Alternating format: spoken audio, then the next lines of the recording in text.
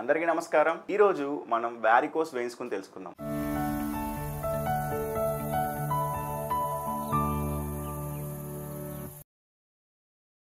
ఈ మధ్యన చాలా మంది పేషెంట్స్ వారికోస్ వెయిన్స్తో బాధపడుతున్నారు. అంటే 100 మందిని తీసుకుంటే దాంట్లో 70 మందికి ఈ స్పైడర్ వెయిన్స్, వారికోస్ వెయిన్స్ చాలా ఇబ్బంది పడుతున్నాయి. దీనికి మేజర్ కారణాలు మీరు తెలుసుకోవాలి.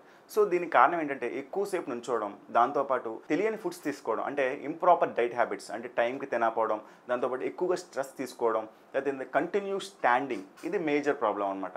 దీనివల్ల ఏమవుతుందంటే బాడీలో బ్యాడ్ బ్లడ్ అనేది కింద నుంచి పైకి పంప్ అవ్వట్ల. దీన్నే వారికోస్ వెయిన్స్ అంటాం.